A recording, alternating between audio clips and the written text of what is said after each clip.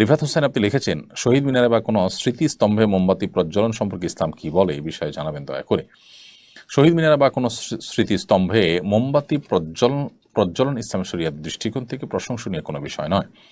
দেশের প্রতি ভালোবাসা, মাতৃভূমির প্রতি ভালোবাসা, মাতৃভূমি, দেশ এবং মানুষের জন্য, মাজলুম মানুষের রক্ষার জন্য যারা জীবন বাজি রেখেছেন তাদের প্রতি শ্রদ্ধা করবার কথাও ইসলাম আমাদেরকে বলে। কিন্তু সেই শ্রদ্ধা ভালোবাসা প্রকাশের যে প্রক্রিয়া সেটা যেন যথাযথ হয়, শরিয়া সিদ্ধ হয়, সেটাই শরিয়া বলে। এমন কোনো কাজ যে কাজের আসলে বৈজ্ঞানিক কোনো ভিত্তি নাই, ধর্মীয় কোনো ভিত্তি নেই, সেটা কোনো অবস্থাতে আসলে গ্রহণযোগ্য হতে পারে না। ধরুন কিছু মানুষ মারা গেছে, তাদেরকে স্মরণ করে আমরা একটা শহীদ মিনার তৈরি করলাম। সেই শহীদ মিনারে আমরা যদি মোমবাতি দেই, হাজার হাজার টাকা, লাখ লাখ টাকা খরচ করে ফুল রাখি, তাতে মৃত মানুষদের কোনো উপকারে আসবে না।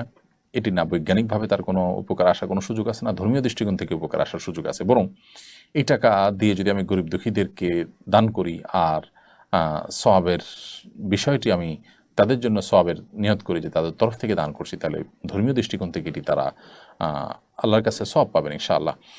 সেই সাথে তাদের শরণার্থে আমরা যদি গরিব মানুষের জন্য কাজ করি, কোনো কল্যাণমূলক কাজ করি বা তাদের পরিবারের জন্য আমরা কিছু করতে পারি, সেটাও যৌক্তিক এবং ধর্মীয় দৃষ্টিকোণ থেকে সঠিক। এই জায়গা থেকে এই জাতীয় স্মৃতিস্তম্ভে মোমবাতি জ্বালানো কিংবা ফুল দেওয়া ইসলাম শরিয়ার দৃষ্টিকোণ থেকে অনর্থক কাজ, বরং কোনো কোনো ক্ষেত্রে এটা শিরকের সাথে সাদৃশ্যপূর্ণ। কেউ এখানে পুজো করতে চায় না, পূজার নিয়ত করে না, সেজন্য এটা হয়তো সরাসরি শিরক হবে না, কিন্তু শিরকের যে আয়োজন, যেখানে মোমবাতি, ফুল এগুলো থাকে, মুশরিকরা, হিন্দুরা, অন্য যারা শিরকে লিপ্ত তারা যেরকম করেন, এখানে অনেকটা তার সাথে সাদৃশ্য হয়।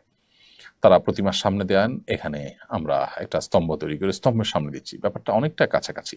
তো এই সাদৃশ্য গ্রহণ থেকে আমাদের বিরত থাকা দরকার। এই ব্যাপারে কোনো প্রথিতযশা আলেম সারা বিশ্বব্যাপী কারোর কোনো ভিন্ন মত আছে আমার জানা নেই। আমাদের আজকাল জাগতিক অনেক বিষয় আছে যে বিষয়গুলোর ব্যাপারে হালাল হারাম বাজ বিচার করার মতো হিতাহিত জ্ঞানও আমাদের আর নেই, হারিয়ে ফেলেছি। আমরা সমাজের মূল স্রোতে গা ভাসিয়ে অনেকেই কিন্তু অনেক গুনাহে লিপ্ত হয়ে যাচ্ছি।